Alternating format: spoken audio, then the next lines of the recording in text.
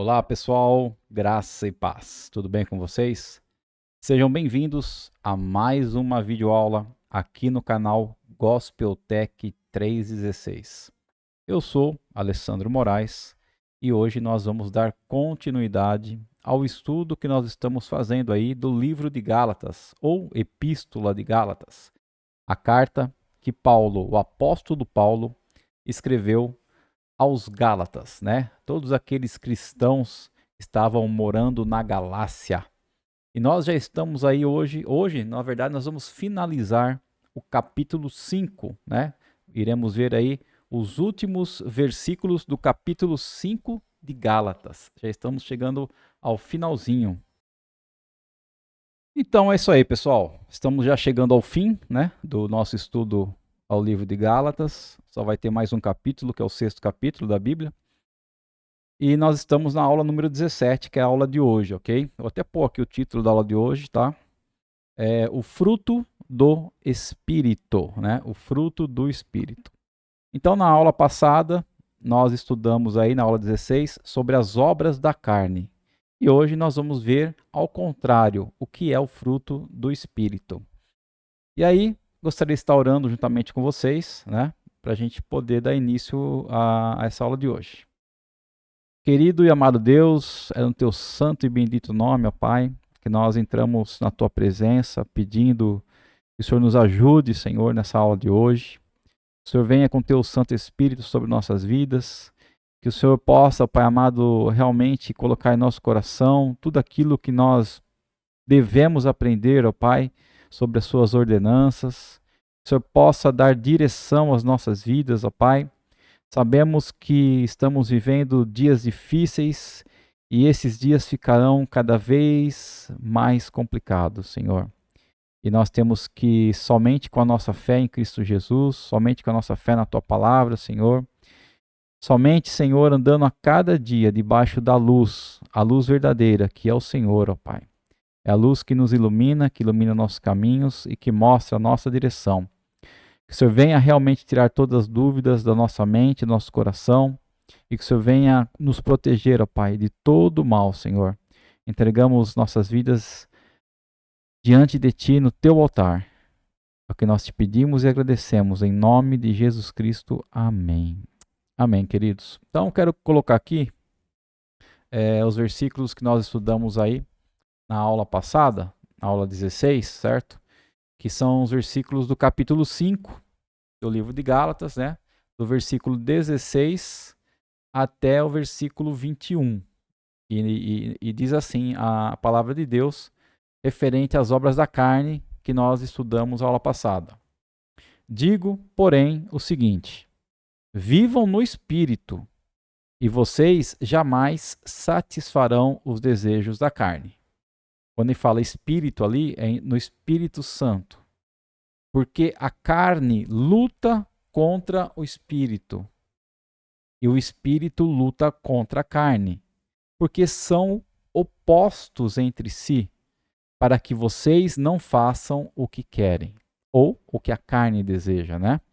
Mas, se são guiados pelo Espírito Santo de Deus, vocês não estão debaixo da lei. Ou seja, a lei não tem mais poder sobre as suas vidas. Ou seja, você consegue sim resistir a essas obras, a esses desejos da carne que nós estudamos na aula passada.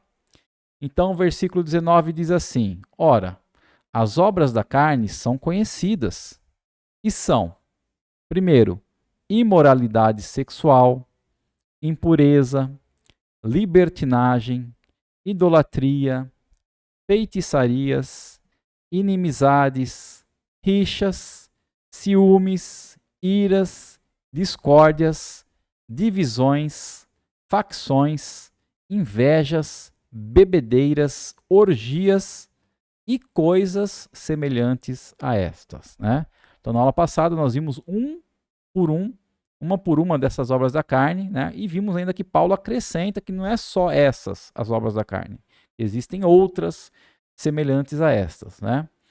Declaro a vocês, como antes já os preveni, Paulo falando, que os que praticam tais coisas, ou seja, os que praticam essas obras da carne, né, essas que nós lemos acima e aprendemos na aula passada, não herdarão o reino de Deus, tá? Não terão a salvação eterna. É isso que Paulo está ensinando aos Gálatas e a nós. E hoje nós estudaremos aí a partir do versículo 22 até o último versículo 26, ok? Vamos voltar aqui para a nossa lição. Então, a expressão fruto do Espírito tem, essencialmente, a mesma ideia que seria expressa por obras do Espírito, né? Então, quando a gente fala em fruto do Espírito, na verdade são as obras do Espírito. E aqui o apóstolo Paulo apresenta o resultado, né, moral que o Espírito Santo produz como seu fruto. Ou seja, a partir do momento que nós confessamos com a nossa boca e aceitamos a Cristo e acreditamos e temos fé que realmente Cristo morreu por nós naquela cruz do Calvário, ele derramou seu sangue para pagar um preço altíssimo pelos nossos pecados. Se nós reconhecemos que nós somos pecadores e que não há nada que nós possamos fazer para que a gente possa pagar o preço desse pecado e que nós estamos condenados, e a gente acredita que somente Jesus pode nos livrar dessa condenação. Somente Jesus pode nos redimir através do sacrifício que ele fez na cruz do Calvário. Quando nós realmente acreditamos de coração em tudo isso, o Espírito Santo de Deus começa a habitar em nós e ele começa a transformar a nossa vida. E é um processo, tá, diário, um processo que dia a dia ele vai transformando aquilo que nós fazíamos antes, nós vamos deixando de fazer, que eram as obras da carne, para começar a fazer o quê? As obras do Espírito. Então, não é que eu vou deixar para trás só porque alguém me falou que eu tenho que deixar de fazer aquelas coisas para começar a fazer essas novas. É porque o Espírito Santo de Deus, quando ele habita em nossa vida verdadeiramente, é automático essa transformação, tá? Se você não está tendo esse tipo de transformação que nós estamos vendo, que nós vamos aprender hoje, se você não está deixando as obras da carne e não está começando a praticar as obras do Espírito, algo de errado na sua conversão está acontecendo, né? Então, às vezes é a hora de você dar uma parada, você conversar francamente com Deus a respeito disso, ok? Mas o que nós vamos ver hoje, né, está em Gálatas 5, do versículo 22 até o 26, que diz assim a palavra do Senhor. Mas o fruto do Espírito é o fruto, tá? Não são os frutos do Espírito, é um fruto só. Então, cada uma dessa ação que nós vamos ver hoje, cada uma dessas qualidades que nós vamos ver hoje, seria como se fosse um gomo, né?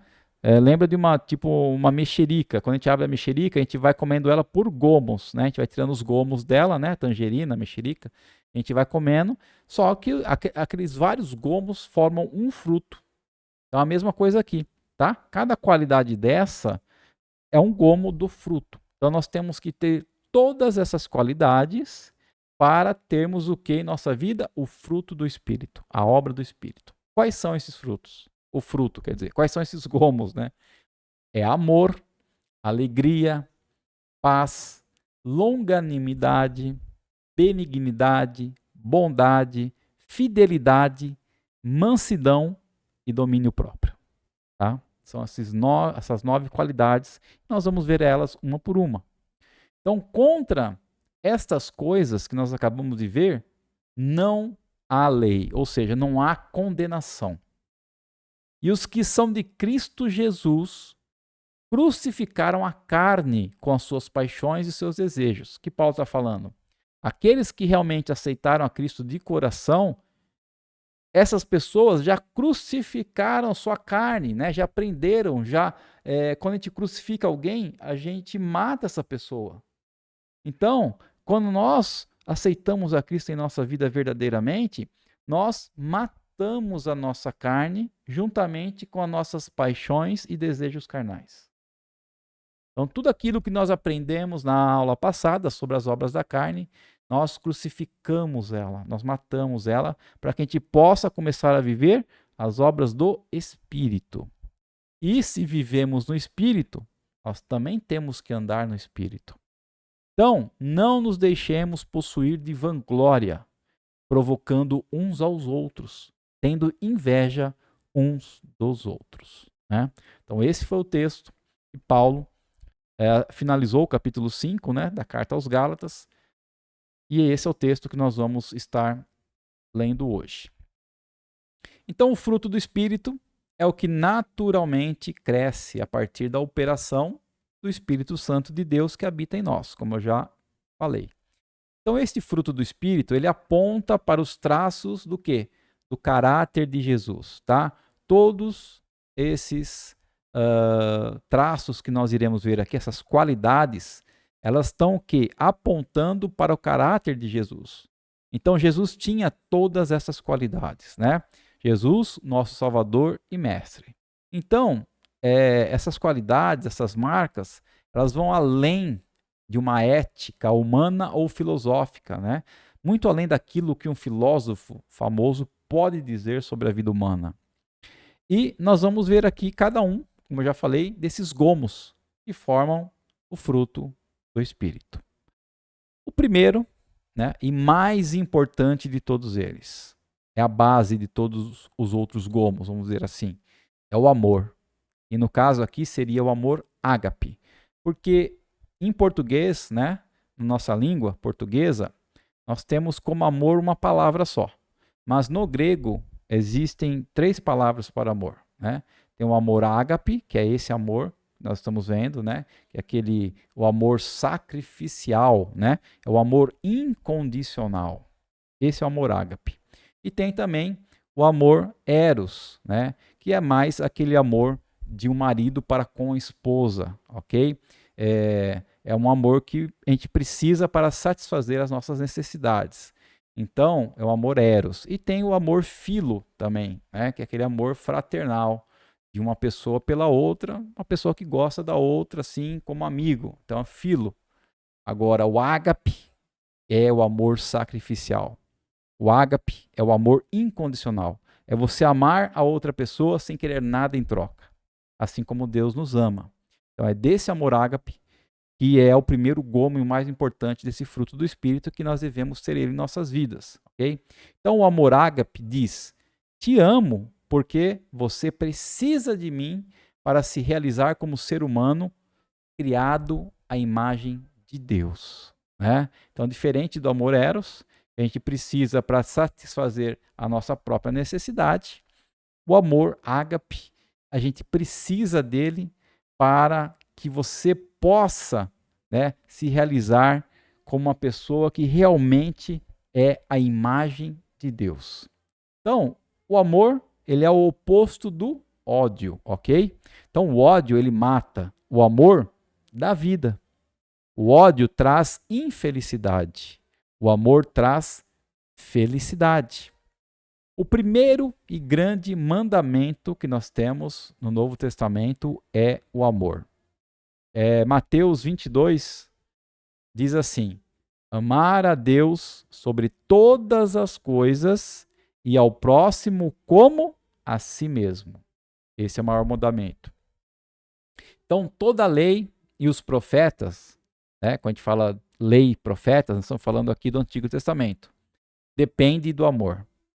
Então, desses 2 mandamentos, dependem toda a lei e os profetas. Né? Que 2 mandamentos? Amar a Deus sobre todas as coisas e ao próximo como a si mesmo. E toda a lei se cumpre numa só palavra, que está em Gálatas 5,14. Qual que é essa palavra que está em Gálatas 5,14? Que nós já aprendemos. Amarás ao teu próximo como a ti mesmo. Né? Então, de acordo com Jesus, todas as pessoas nos conhecerão como sendo discípulos de Cristo, né? Se nós tivermos amor uns pelos outros. Então, Jesus fala também e se conhece a árvore pelo seu fruto. Então, se nós estamos vendo ali que tem uma árvore que está dando maçã, nós sabemos que é uma macieira. Se tem uma árvore que está dando laranja, é uma laranjeira. Então, quando as pessoas olham para a nossa vida e vê uma vida reta, uma vida que a gente procura ser honesto, justo, a gente procura amar todas as pessoas sem nada a querer retribuição de volta, né? Quando a gente quer ajudar realmente as pessoas, então as pessoas ali estão nos enxergando que nós somos um fruto do Espírito de Deus, né? Que somos verdadeiros cristãos. Então, todos nos conhecerão como discípulos de Cristo se nós tivermos o amor uns pelos outros, se nós tivermos esse fruto do Espírito.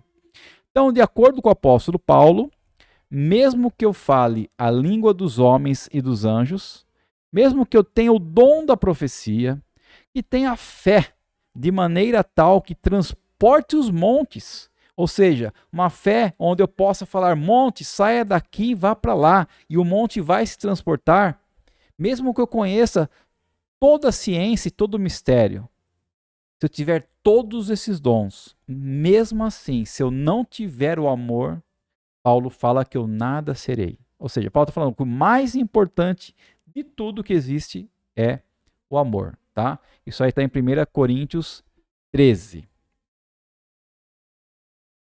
Então, quem ama é nascido de Deus e conhece a Deus, porque Deus é amor. E amar não é fácil. Amar verdadeiramente não é fácil, né? Você simplesmente expressar, falar com a sua boca que ama alguém é fácil. Agora, você agir e demonstrar esse amor não é fácil, né? Nós queremos ser amados, porque esta é a mais importante e a maior necessidade de qualquer ser humano. Qualquer ser humano precisa ser amado, precisa sentir que alguém lhe ama. Então, nós precisamos aprender a amar. Nós precisamos aprender a cuidar uns dos outros, né? Aprender a ser responsável. Aprender a cuidar da pessoa com responsabilidade. Aprender a respeitar, né? Uma coisa muito importante. Faz parte do amor, o respeito. E o Espírito Santo de Deus pode e quer nos ensinar a amar, né? Mas nós temos que entender que o amor verdadeiro sobre outra pessoa só surgirá em nós, só conseguiremos isso se nós tivermos o Espírito Santo de Deus, ok? Porque esse amor ágape, o amor incondicional, é um fruto, faz parte do fruto do Espírito, né? É um gomo do fruto do Espírito, ok? Então, quem é nascido de Deus, ama, porque tem o Espírito de Deus, segundo 1 João 4. O amor não é fruto da carne, é fruto do Espírito. Então é necessário que eu tenha o Espírito Santo de Deus para amar verdadeiramente. Então, peçamos a Deus que nos encha com seu Espírito, conforme está em Efésios 5, ok? O amor é o gomo, é a obra mais importante do Espírito de Deus em nossa vida. Então é um dos gomos, né? Mas é a obra mais importante que o Espírito Santo de Deus pode fazer, pode realizar em nossas vidas. Todos os outros gomos que nós vamos ver agora, né? Ou obras do Espírito, todos eles dependem do amor. Se nós não tivermos esse amor verdadeiro, os outros gomos ou as outras características, nós não conseguiremos permanecer nelas.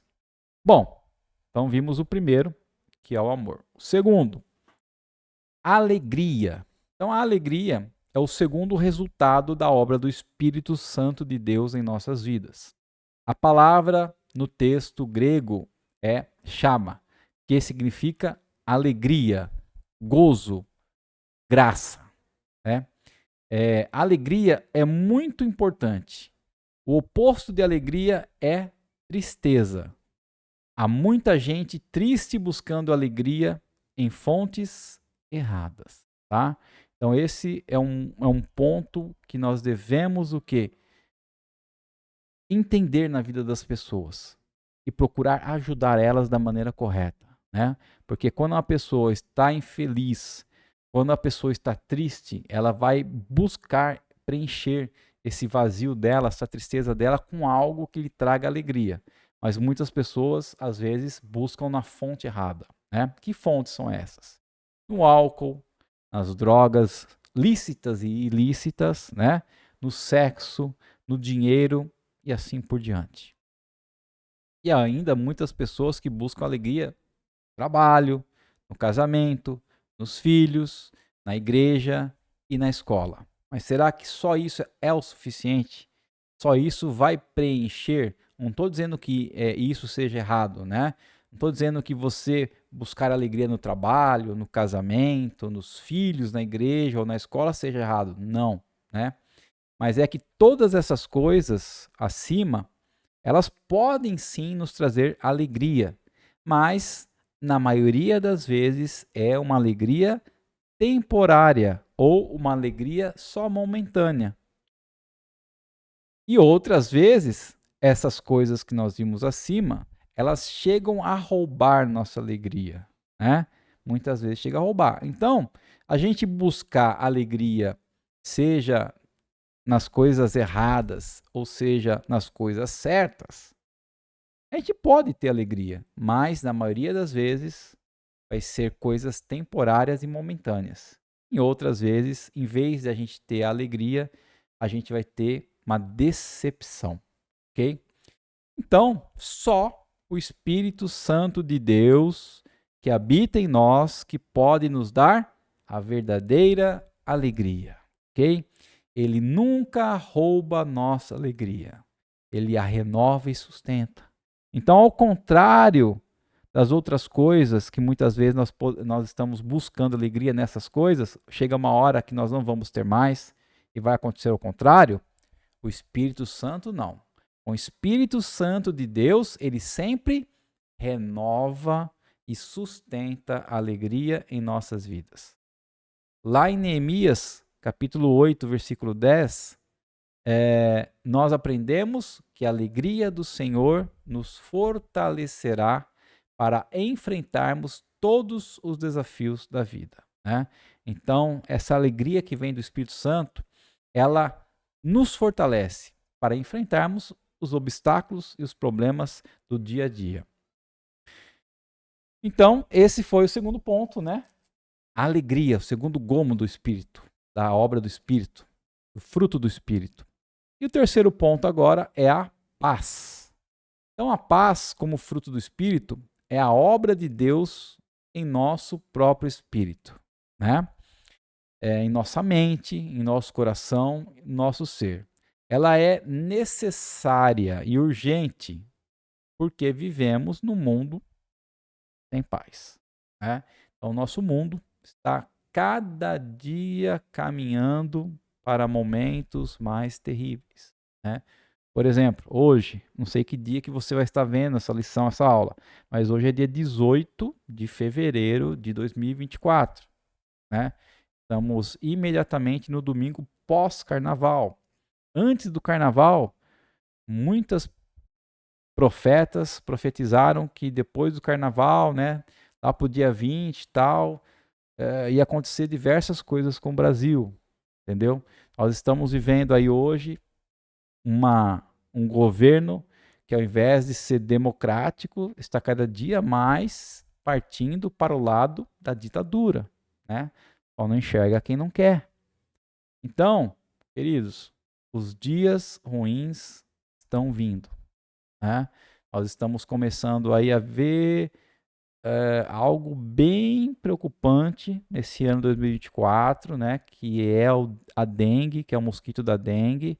Se você pesquisar aí, você vai ver que aquela transformação genética do mosquito que foi feito anos atrás, que o objetivo principal, né, era acabar com os mosquitos ou diminuir os mosquitos da dengue comuns, acabou sendo um tiro no pé, né? E toda essa transformação genética que o homem fez com o mosquito, parece que agora o negócio está vindo para cima em número e grau muito maior. E parece que hoje, até o dia de hoje, dia 18, já tinha 100 casos de morte, né? Quase 500 mil de casos infectados e 100 casos de morte de dengue. Então, queridos, nós temos que nos preparar. né? Então, a paz na nossa mente, a paz no nosso coração, ela é necessária e ela é urgente. Porque o mundo que nós vemos hoje é um mundo onde nós não estamos encontrando paz nele, né? Então, Paulo, o apóstolo, ele descreve de maneira dramática a situação do mundo sem Deus, né? Como é que é a situação do mundo sem Deus? Sem as pessoas conhecerem a Deus, obedecerem a Deus, né? E está em Romanos 3. Diz assim, um trecho: não há um justo, não há quem entenda, não há quem busque a Deus, não há quem faça o bem, não há temor de Deus. Desconhecem o caminho da paz. Ok? Então, as pessoas que não conhecem a Deus, não temem a Deus, não buscam a Deus, elas desconhecem o caminho da paz. Ou seja, elas não têm paz interna. Às vezes demonstram que têm, mas não têm paz, tá? Porque só o Espírito Santo é capaz de produzir a paz verdadeira em nossas vidas, né? Então, essa paz que o Espírito Santo produz em nós não significa o quê? Ausência de problemas. Não é isso. Não é que nós não vamos ter mais problemas. É que, apesar dos problemas, né, e de todas as circunstâncias que aparecerem na nossa vida, adversas, mesmo enfrentando elas, nós podemos ter paz. Então, essa paz tem três dimensões na vida de uma pessoa. Quais são essas dimensões da paz? Primeiro, paz com Deus, né? Romanos 5:1. Tendo sido, pois, justificado pela fé, temos paz com Deus, por nosso Senhor Jesus Cristo. Então, Cristo comprou o preço, ele pagou o preço, nos comprou, pagou o preço pelos nossos pecados. Então, quando nós temos fé em Cristo Jesus, no sacrifício dele, nós somos justificados. E aí, quando nós somos justificados por Cristo, através do sacrifício de Cristo, nós passamos a ter paz com Deus. Okay? Não temos mais temor de Deus de chegar a Ele. Não temos mais dúvida se quando nós estamos conversando com Ele, orando, se Ele está nos ouvindo ou não. Isso é paz com Deus. Nós temos também a paz com o próximo, né? Romanos 12:18. Quanto depender de vós, tende paz com todos os homens. E temos também o quê? A paz interior. Lá em João 16:33, disse Jesus: estas coisas vos tenho dito para que em mim tenhas paz. Então, é uma paz interior. Então, somente a paz com Deus, a paz com o próximo e a paz com o interior é só o Espírito Santo que pode produzir em nós, né? Então, a paz que o Espírito Santo gera no nosso interior, no interior do cristão, tem o propósito de nos fazer o quê? Uma pessoa pacificadora. Em Mateus 5:9, Jesus disse: bem-aventurados os pacificadores, pois serão chamados filhos de Deus. Ok? Então nós temos que ser pessoas pacificadoras. O pacificador não é simplesmente aquele que tem paz ou aquele que desfruta da paz. O pacificador é aquele que promove a paz no lar, né, dentro de casa, com a esposa, com os filhos, promove a paz na igreja, promove a paz na escola, no seu ambiente de trabalho ou aonde ele estiver. Então ele não vive somente em paz, mas ele tem que também promover a paz, né? Ele tem que ajudar outras pessoas. E esse é o fruto, né? Os 3 frutos que nós vimos aí. O mais importante deles, o amor, primeiro. Segundo, alegria. Terceiro, paz. E agora, o quarto fruto, né? O quarto gomo desse fruto, que é a longanimidade. A ideia básica é o quê? É da pessoa que espera um longo tempo, né? Longanimidade é uma pessoa que espera um longo tempo antes de expressar o quê? Sua paixão, sua raiva ou sua ira. Então, é uma pessoa tolerante, uma pessoa paciente. Então, enganam-se aqueles que pensam que a paciência tem a ver com preguiça, né? Que paciência tem a ver com morbidez, com falta de energia ou com incapacidade de agir. Então, nada disso tem a ver com paciência. Porque se fosse assim, paciência com certeza não seria uma das partes do fruto do Espírito, né? Não seria um dos gomos do fruto do Espírito. Então, paciência é ser tolerante e não ser parado. Paciência é a habilidade de esperar com equilíbrio e com fé, com confiança. A hora certa, a coisa certa, a pessoa certa. Então, isso que é paciência. É você poder esperar com equilíbrio e com confiança a hora certa, a coisa certa a se fazer com a pessoa certa. Então, paciência é a capacidade de continuar fazendo algo sem perder o controle, sem perder o equilíbrio, sem perder a paz interior, a alegria, mesmo apesar que você venha enfrentar as dificuldades ou sofrimentos, tá? Então, mesmo que você venha enfrentar algum problema na sua vida, se você tiver a paciência, a tolerância de escolher a hora certa, o local certo e tudo certinho, ela não vai fazer você perder o seu controle, o seu equilíbrio, a sua paz interior e a sua alegria. O homem paciente, ele dá prova de grande entendimento, ele acalma a discussão, mas o impaciente revela insensatez e, ao contrário, né? Ele provoca a dissensão ou a briga. O homem paciente é capaz de controlar o seu espírito e ele é preferível a um guerreiro que controla uma cidade, mas cujo espírito é irascível, ou seja, que se ira facilmente. O homem paciente é melhor do que o guerreiro que se ira facilmente. Então, nós precisamos de paciência em nosso relacionamento, né, com Deus, com o nosso próximo e com a gente mesmo. Então, é só pelo poder do Espírito Santo que isso é possível na nossa vida, esse tipo de paciência, de tolerância, porque é obra do Espírito e é uma graça de Deus sobre nós sermos assim, tá? Então esse é o longanimidade, paciência ou tolerância, tá? Quinta característica do fruto do Espírito, benignidade. Então essa palavra benignidade tem a ver com o quê? Com algo doce, né? Com algo suave. Então, nós podemos traduzir benignidade por gentileza ou amabilidade. Em Mateus 11, versículo 30, Jesus usou a mesma palavra, né, benignidade, que encontramos em Gálatas também, no capítulo 5, 22, quando ele diz: o meu jugo é suave. Né? Aqui a palavra suave é justamente o adjetivo correspondente ao substantivo de Gálatas 5:22. Então, o jugo, né, que é o chamado de Jesus, tem a ver com o quê? Com o seu caráter gentil. Então, o jugo não quer dizer que é um peso, né? Muitas vezes as pessoas confundem essa palavra jugo com julgo.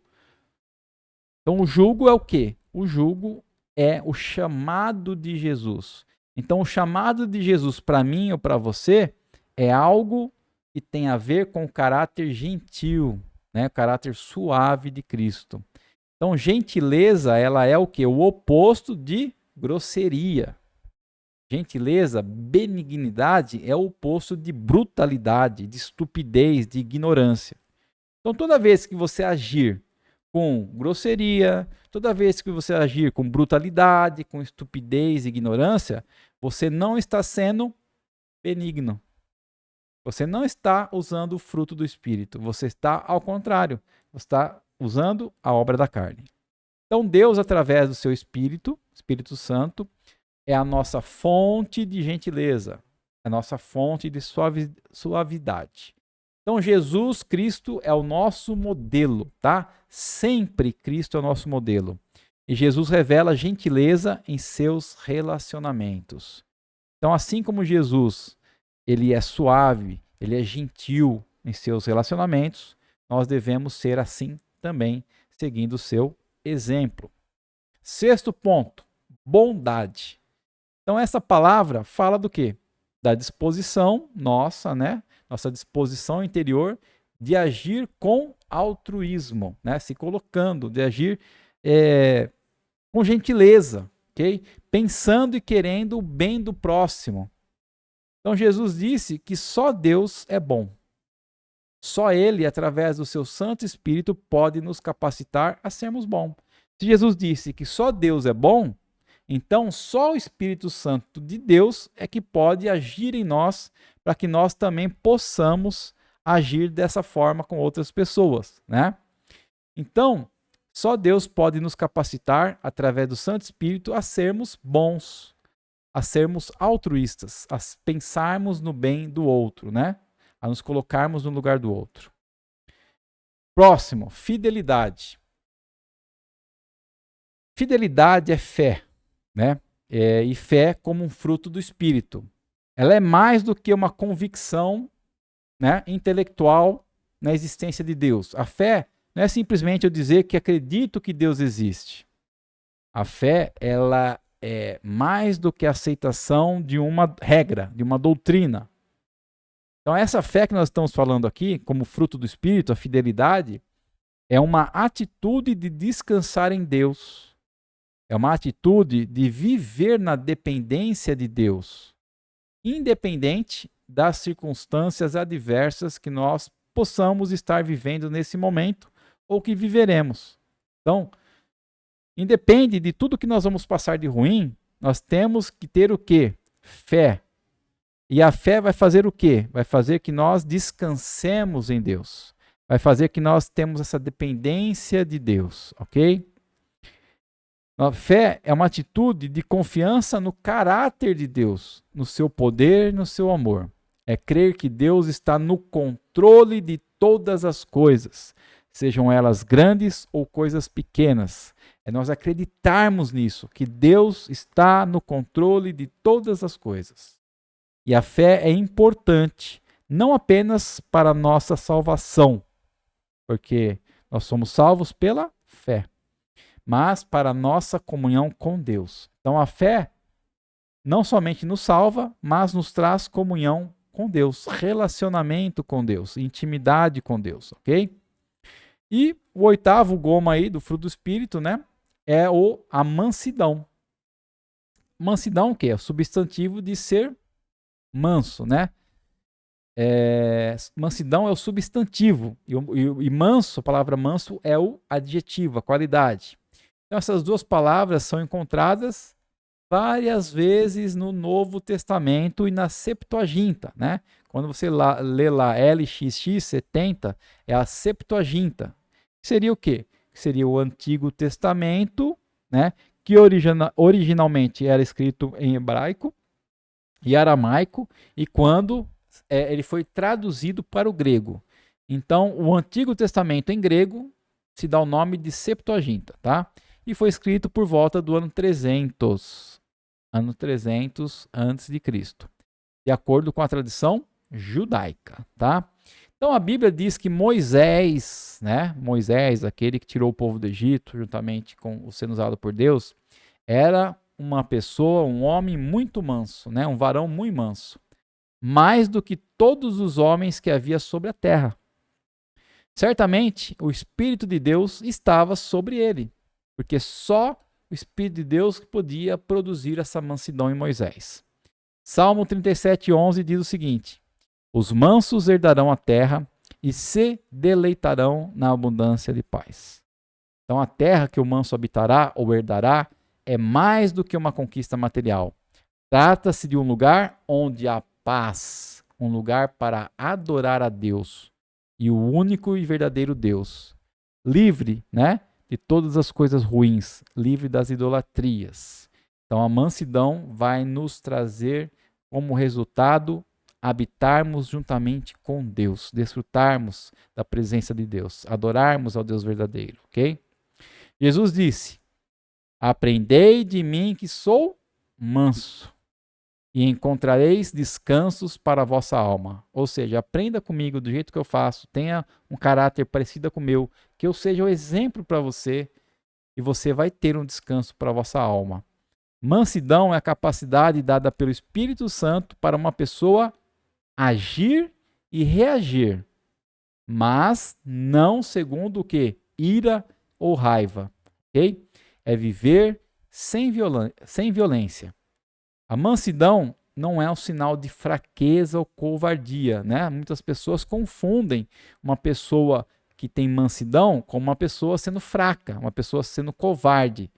Não é isso. A pessoa é uma pessoa que tem sabedoria. Ela vai saber agir na maneira e na hora certa, né? Então, o manso, a pessoa que é mansa, ela age e reage como Jesus, nosso mestre, e foi cheio do Espírito Santo. Do cristão em Cristo se espera o quê? Mansidão em relação a Deus, tá? Em relação a Deus, em relação ao próximo, em relação a nós mesmos, como está em Tiago 3,13. Quem entre vós é sábio e inteligente? Mostre as suas obras em mansidão, de sabedoria, mediante a sua boa conduta. Né? Então, ser manso também é ser sábio e inteligente. E o último, né, gomo desse nosso fruto do Espírito, a última qualidade do caráter de Jesus que nós devemos buscar produzir em nós aqui, é o domínio próprio. Então, ter domínio próprio significa ter uma temperança, sermos temperados. Abstinência, ou seja, ter equilíbrio. Então, a pessoa evita excessos e exageros. Então, domínio próprio é a pessoa evitar excessos e exageros, né? Isso não é produto de uma força externa controlando tudo, mas sim algo que vem do nosso interior. É a obra do Espírito de Deus dentro de nós, né? Então, a motivação, a força para termos equilíbrio e temperança precisa vir do nosso interior, precisa vir a partir do Espírito Santo de Deus em nós. E a gente sabe que é muito difícil controlar, né, esses excessos, esses exageros, quanto a comer, quanto a beber, quanto a gastar, se divertir, né, e muitas outras coisas que esse mundo nos oferece. Mas só Deus que pode nos capacitar a termos esse domínio próprio, a não termos nenhum tipo de excesso ou nenhum tipo de exagero. Ok, pessoal?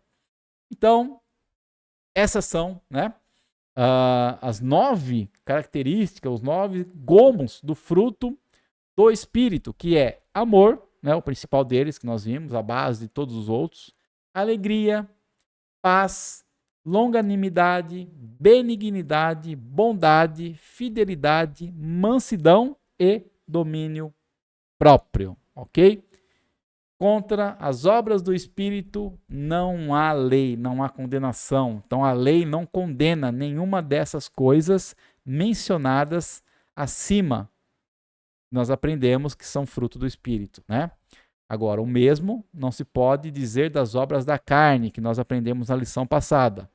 Todas são condenadas pela lei. Todas as obras da carne, que nós vimos na semana passada, são condenadas pela lei. Então, as obras da carne e o fruto do Espírito são duas coisas distintas, são duas coisas opostas, né? Os cristãos não andam na carne, porque crucificaram a sua carne, a sua paixão, juntamente com Cristo. Mas o cristão verdadeiro anda no Espírito, com o Espírito Santo. O apóstolo Paulo ensina que o cristão já crucificou a sua carne com suas paixões e concupiscências, seus desejos carnais. E, na verdade, todos os dias nós temos que pegar a nossa cruz, semelhante a Paulo, e temos que matar todos os dias essa nossa paixão, esse nosso desejo da carne. Então, é uma luta constante entre o espírito e a carne. É uma luta diária, mas nós temos condições todos os dias de vencer. Nós estivermos vivendo de acordo com o fruto do Espírito. Ok, pessoal? Então, foi uma lição um pouco maior hoje, né? 45 minutos de aula, mas vimos aí todos os gomos do Espírito, tudo aquilo que a nossa vida deve produzir, a partir do momento que nós somos uma nova criatura, a partir do momento que nós temos realmente Cristo como nosso Senhor e Salvador na nossa vida, ok? Então vamos estar orando para poder encerrar essa aula de hoje. Querido Deus e amado Pai, nós te agradecemos mais uma vez, Senhor, por tudo que o Senhor nos ensinou nas tuas palavras, ó Deus. Que a cada dia, Pai, o Senhor nos capacite, Senhor. O Senhor nos ensine com o teu Santo Espírito, Pai, a sermos como a Jesus Cristo. E a cada dia nós podemos ter Jesus como sendo o nosso espelho, Senhor. E todas essas características que Jesus tinha, nós possamos ter também. Que o teu Santo Espírito venha trabalhar em nós, venha produzir em nós a cada dia o amor, a alegria, a paz, a mansidão, benignidade, a bondade, o domínio próprio, Pai. Tudo isso seja características nossas, que as pessoas, a enxergar nossas vidas, que as pessoas, ao nos verem, a conviver conosco, possam saber que nós somos diferentes, porque nós temos o Espírito Santo de Deus em nós. Senhor, continua nos abençoando, nos protegendo, nos guardando, nos livrando de todas as doenças, nos livrando de todas as enfermidades, de todo o mal, toda seta e dardo inflamado do inimigo contra nossas vidas, tudo aquilo que o sistema quer usar para prejudicar, para nos matar, Senhor, que o Senhor possa nos livrar. E o Senhor, ó Pai, possa nos dar uma semana abençoada na Tua presença, Senhor. Que a cada dia nós possamos viver mais e mais sendo dependentes de Ti, Senhor. Muito obrigado por tudo, ó Pai. Que o Senhor continue nos abençoando em nome de Jesus Cristo. Amém. É isso aí, pessoal. Chegamos a mais um final de aula. Chegamos ao final do capítulo 5 do livro de Gálatas. E agora, provavelmente, nós só temos mais 2 ou 3 aulas para terminar o estudo de Gálatas, ok? Muito obrigado, você ficou até aqui. Deixa seu like aí se você gostou da aula e compartilha com o teu próximo. Compartilha com alguém as palavras de Deus. Grande abraço, um grande beijo para todos e até a semana que vem, se assim o Senhor nos permitir.